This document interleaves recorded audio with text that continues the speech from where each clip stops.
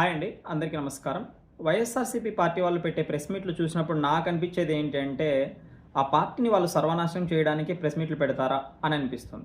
ఎందుకు ఈ మాట చెప్తున్నాను అంటే, minimum common sense, basic common sense ఉన్న వాళ్ళు ఎవ్వరికైనా సరే, ఏ విషయం పైన ప్రభుత్వాన్ని విమర్శించవచ్చు, ఏ విషయం పైన విమర్శిస్తే తిరిగి ప్రజలు మనల్నే తిడతారు అనే విషయం అవగాహన ఉంటుంది. కానీ వీళ్ళు ప్రజలు తిడతారు ఇలాంటి విషయాలపైన కూడా విమర్శిస్తే అని తెలిసినా కూడా అలాంటి విషయాలపైనే విమర్శలు తీసుకొస్తారు.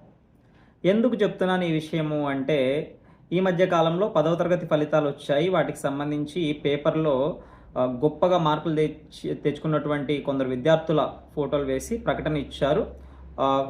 సగర్వంగా నిలబడి అనే టైటిల్తో ప్రభుత్వ పాఠశాలల్లో పిల్లల్ని చేర్పించండి, ప్రభుత్వ పాఠశాలలు కూడా చాలా మంచి విద్యను అందిస్తున్నాయి అనే విషయాన్ని ప్రజలకు తెలియజేయడం అనేది ఆ ప్రకటన యొక్క ముఖ్య ఉద్దేశం.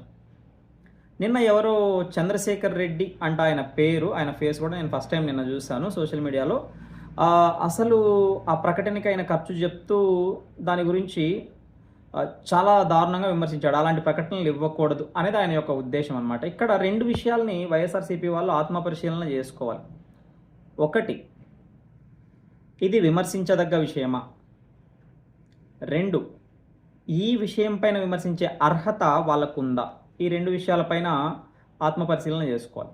ఫస్ట్, విమర్శించదగ్గ విషయమా కాదా అనేది చూస్తే, గవర్నమెంట్ స్కూల్స్లో చదువుకునేది ఎవరు? పేద పిల్లలు. ప్రైవేట్ పాఠశాలల్లో అక్కడ ఉన్న ఫీజుల్ని అఫోర్డ్ చేయలేని వాళ్ళు ఎవరైతే ఉంటారో వాళ్ళు ప్రభుత్వ పాఠశాలలో చదువుకుంటారు. అలాంటి విద్యార్థులు మంచి మార్కుల్ని సాధించారు ప్రభుత్వ పాఠశాలలో చదువుకొని అనే విషయాన్ని 10 మందికి తెలియజేసి, ఇంకా కొందరు దాని ద్వారా దాన్ని ఒక ప్రోత్సాహకంగా తీసుకునేసి నెక్స్ట్ అంటే ఇప్పుడు 9వ తరగతి చదువుతున్న వాళ్ళు కానీ ఇలా అంటే నెక్స్ట్ అక్కడ మన ఫోటో ఉండాలి అనే విధంగా ఒక ప్రోత్సాహకంగా ఉంటుంది విద్యార్థులకు. First point. రెండవది వచ్చేసి, ఇది తెలుసుకున్నటువంటి ప్రజలు ఎవరైతే ఉంటారో ప్రైవేట్ స్కూల్లో ఎందుకు మనం డబ్బులు వృధా చేసుకోవాలని చెప్పేసి ప్రభుత్వ స్కూళ్ళ వైపు వస్తారు. ప్రభుత్వ స్కూళ్ళు బాగా ఉన్నాయి అన్నప్పుడు ఆటోమేటిక్గా వాళ్ళకి అక్కడ అందే విద్య ఇక్కడ అందుతుంది, వాళ్ళకి డబ్బులు కూడా మిగులుతుంది.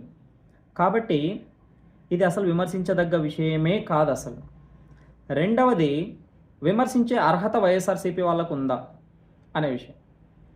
విమర్శించే అర్హత గురించి అసలు ఇంకా మాట్లాడుకోవాల్సిన అవసరమే లేదు. ఎందుకంటే జగన్మోహన్ రెడ్డి గారు బార్డర్లో అంటే ప్రతి రైతుకు సంబంధించి తన భూమి చుట్టూ వేసేటటువంటి రాళ్ళు ఏవైతే ఉంటాయో ఆ రాళ్లపైన బొమ్మలు వేయించుకోవడానికి దాదాపు 700 కోట్ల రూపాయలు ఖర్చు చేశారు ఆయన. ఈ యాడ్స్కి గట్టిగా అంటే మొత్తం అన్ని పత్రికల్లో ఇస్తే 10 కోట్లు అవుతుంది. అలా 70 సంవత్సరాలు యాడ్స్ ఇస్తే కానీ ఆయన వృధా చేసిన ఒక్క ఐటెం మీద ఆయన వృధా చేసినటువంటి అమౌంట్ అవుతుందన్నమాట. ఇంకా ఇలాంటివి మనం చెప్పుకుంటూ పోతే ఈ వీడియో లెంత్ 10 నిమిషాలు అవుతుంది. ఇప్పటికే 3 నిమిషాలు అయింది. ఈ వీడియో లెంత్ 10 నిమిషాలు అవుతుంది. ఫర్ ఎగ్జాంపుల్ సమోసాలకు పెట్టిన ఖర్చు, రెండవది ఒక పూట లంచ్కి ఆ విధంగా కోట్ల రూపాయలు ఖర్చు పెట్టాడు. ఒక పూట లంచ్కే 1000 రూపాయలు ప్రభుత్వం నుంచి బిల్లు ఇచ్చేశారు. తర్వాత అన్న అడుగు దిగాలి అన్న, అడుగు పెట్టాలి అన్న హెలికాప్టర్ కావాలి అప్పట్లో ప్రభుత్వం ఉన్నప్పుడు. తర్వాత స్పెషల్ ఫ్లైట్స్ వేసుకొని ఆయన పర్పస్ మీద వెళ్తూ ఏదో దావోస్కి వెళ్ళినట్లుగా చేస్తూ చాలా బిల్లులని రాశాడు. ఇంకా అవన్నీ చెప్పుకుంటూ పోతే అసలు వీళ్ళకి అర్హతే ఉండదు, విమర్శించే అర్హత అనేది ఏమాత్రం కూడా ఉండదు. ఇంకా అవన్నీ చెప్పుకుంటూ పోతే చాలా ఉన్నాయి. అసలు జగన్మోహన్ రెడ్డి బొమ్మ లేని ప్లేసే లేదు. ఈసారి గెలుచుంటే ఇళ్ళ మీద కూడా బొమ్మలు వేసేసేవాళ్ళేమో. ఎనీహౌ, ఏది ఏమైనా కూడా ఇలాంటి దరిద్రపు విమర్శలు పక్కన పెట్టేసి, నిజంగా ప్రభుత్వం తప్పు చేసినప్పుడు ఎవరికైనా విమర్శించే హక్కు ఉంటుంది, విమర్శించాలి కూడా. లేదంటే ప్రభుత్వం కూడా కన్ను మిన్ను కానకుండా వెళ్ళిపోతుంది. కాబట్టి విమర్శించండి. అది విమర్శించదగ్గ విషయమా కాదా అనే విషయం తెలుసుకోండి. విమర్శించే అర్హత మీకుందా లేదా అనే విషయం కూడా తెలుసుకోండి.